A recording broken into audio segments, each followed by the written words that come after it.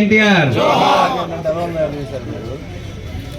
మన ప్రీతమ నేత పల్నాడు జిల్లా అధ్యక్షులు జీవి ఆంజలి గారికి, కరేల వెంకటేశ్వరరావు గారికి, మన సీనియర్ నాయకులు వేమలపల్లి నర్సయ్య గారికి, లలిత గారికి, కొట్టా కిరణ్ గారికి, మానకొండ శివప్రసాద్ గారికి, అదేవిధంగా మహిళలందరికీ కార్యక్రమానికి విచ్చేసిన కార్యకర్తలందరూ కూడా మరొకసారి శుభాకాంక్షలు తెలియజేస్తూ ఇవాళ 27వ వర్ధంతి జరుపుకుంటున్న ఈ కార్యక్రమానికి వచ్చి విజయవంతం చేసిన కార్యకర్తలు, నాయకులు, మహిళలందరూ కూడా మరొకసారి ధన్యవాదాలు తెలియజేస్తూ రాబోయే కాలంలో ఎన్టీఆర్ గారి ఆశీస్సులతోటి ఆయన పైన ఉన్నా కానీ ఇక్కడ ఉండి తెలుగుదేశం పార్టీని గెలిపించాలనే ఆశయాలతో ఆయన పైన ఉన్నారు.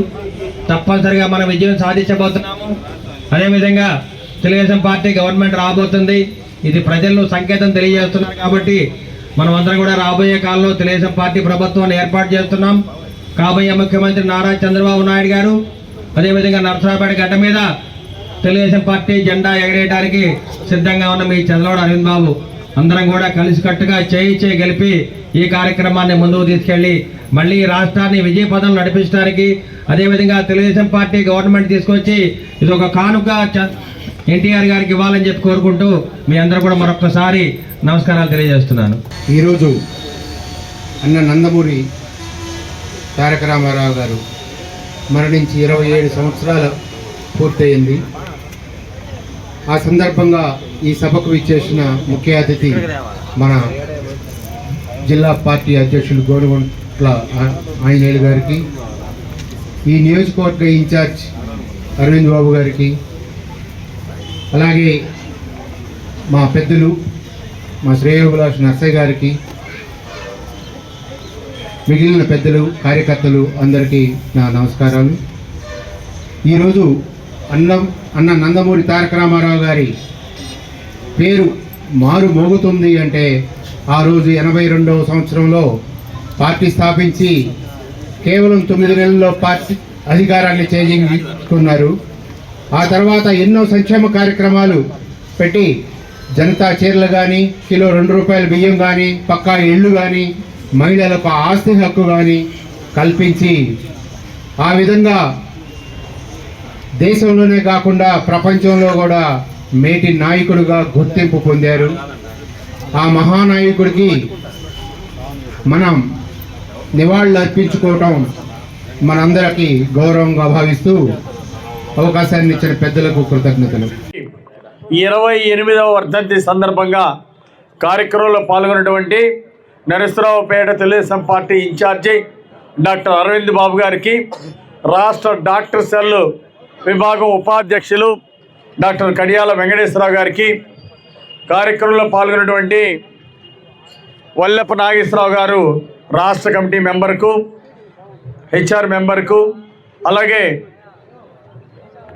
రాష్ట్ర కార్యదర్శి మానుకొండ శివప్రసాద్ గారికి, జిల్లా ప్రధాన కార్యదర్శి కొట్టా కిరణ్ గారికి, ఈరోజు కార్యక్రమంలో పాల్గొన్నటువంటి సీనియర్ నాయకులు నర్సయ్య గారికి, అలాగే చంద్ర ఆంజనేయులు గారికి, లీగల్ సెల్ అధ్యక్షులు, అలాగే మహిళా అధ్యక్షురాలు ఉదయశ్రీ గారికి, అలాగే ఈరోజు ఈ కార్యక్రమంలో పాల్గొన్నటువంటి తెలుగుదేశం పార్టీ నాయకులకు, కార్యకర్తలందరికీ పేరు పేరున హృదయపూర్వక నమస్కారాలు తెలియజేస్తున్నా.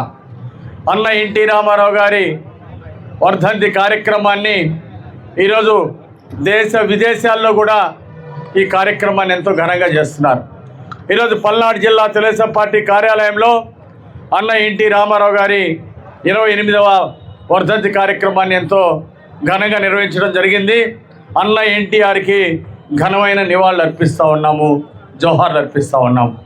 ఆనాడు అన్న ఎన్టీ రామారావు గారు రాష్ట్రంలోని పేద ప్రజలకి ఉన్నతమైన జీవితాన్ని ఇవ్వడం కోసం, రాష్ట్రాన్ని అభివృద్ధి చేయడం కోసం, పేద బడుగు బలహీన వర్గాలకి అండగా ఉండటం కోసం ఆనాడు అన్న ఎన్టీ రామారావు గారు డాక్టర్ అంబేద్కర్ గారి ఆశయాల్ని, జ్యోతిరావు పూలే ఆశయాల్ని సాధించడం కోసం తెలుగుదేశం పార్టీని పెట్టడం జరిగింది. అన్న ఎన్టీ రామారావు గారు వచ్చిన తర్వాతనే సామాజిక న్యాయం జరిగింది. బీసీలకు రిజర్వేషన్లు ఇచ్చారు, ఎస్సీలకి ప్రాధాన్యత పెంచారు, అలాగే వెనుకబడిన కులాలకి, వెనుకబడినటువంటి తరగతులకి, బీసీ, ఎస్సీ, ఎస్టీ, ముస్లిం మైనార్టీలకు సంక్షేమ పథకాలు అందించినటువంటి నాయకుడు అన్న ఎన్టీ రామారావు గారు. అలాగే మహిళలకి ఆస్తి హక్కు ఇచ్చినటువంటి ఘనత భారతదేశంలో అన్న ఎన్టీ రామారావు గారి దక్కింది. అన్న ఎన్టీఆర్ పేదలవాడు గుడిసెలో ఉండేది కాదు, పేదవాడు పక్కా శాశ్వత గృహ నిర్మాణంలో ఉండాలని శాశ్వత గృహ నిర్మాణానికి శ్రీకారం చుట్టినటువంటి మొట్టమొదటి ముఖ్యమంత్రి మరి ఆనాడు అన్న ఎన్టీ రామారావు గారు. ఎన్టీఆర్ అంటే ఆ రోజు బీసీలకు ప్రత్యేక రిజర్వేషన్లు ఇచ్చి వారిని భాగస్వామ్యం కల్పించారు. ఎస్సీలకి మంత్రులు ఇచ్చి ఎస్సీ ఎస్టీలకి ముస్లిం మైనారిటీలని అందరినీ రాజకీయాల్లో ప్రాధాన్యత ఇచ్చి సామాజిక న్యాయం చేసినటువంటి మహానుభావుడు అన్న ఎన్టీ రామారావు గారు. ఆయన స్ఫూర్తిని ఈరోజు మనం ముందుకు తీసుకెళ్ళాలి. ఈరోజు జగన్మోహన్ రెడ్డి పాలన వచ్చిన తర్వాత బీసీలకు 10% రిజర్వేషన్లు తగ్గించారు. ఎస్సీల మీద దాడులు, ముస్లిం మైనారిటీల మీద దాడులు, ఎస్టీల మీద దాడులు, అనేక మందిని హతమార్చినటువంటి విషయం మీ అందరూ చూస్తున్నాం. అందుకే ఈరోజు సంక్షేమ పథకాలు వెనుకబడిన కులాలకు, వెనుకబడిన తెగలకు ఎక్కడ కూడా అందట్లేదు. మైనార్టీ కార్పొరేషన్ లోన్లు తీసేయడం, బీసీ ఎస్సీ ఎస్టీ కార్పొరేషన్లు నిధులు ఇవ్వకపోవటం, ఆ విధంగా తీరని అన్యాయం చేశాడు జగన్మోహన్ రెడ్డి ఈ ప్రభుత్వంలో. అందుకే మళ్ళీ సామాజిక న్యాయం కోసం ఎదురు చూస్తూ ఉన్నారు ప్రజానీకం. అన్న ఎన్టీ రామారావు గారి ఆశయ సాధన చేసి తీరుతాం. 2024లో మళ్ళీ తెలుగుదేశం ప్రభుత్వం అధికారంలోకి రాబోతూ ఉంది. ఖచ్చితంగా బీసీ ఎస్సీ ఎస్టీ సామాజిక వర్గాలకు, ముస్లిం మైనార్టీలకు తెలుగుదేశం ప్రభుత్వం న్యాయం చేస్తుంది. జనసేన తెలుగుదేశం సంయుక్త ప్రభుత్వం ఏర్పాటు చేయనున్నాం 2024లో. ఈరోజు ఈ జగన్మోహన్ రెడ్డి పాలనలో జరిగిన అరాచకాలకి చరమగీతం పాడే రోజులు దగ్గర పడ్డాయి. ఈరోజు ఈ పాలనలో పేదలకు అన్యాయం జరిగింది, అవినీతి పెరిగిపోయింది, లక్షల కోట్ల సంపద జగన్మోహన్ రెడ్డి జేబుల్లోకి వెళ్ళి మంత్రులు దోచుకున్నారు, వైసీపీ ఎమ్మెల్యేలు దోచుకున్నారు.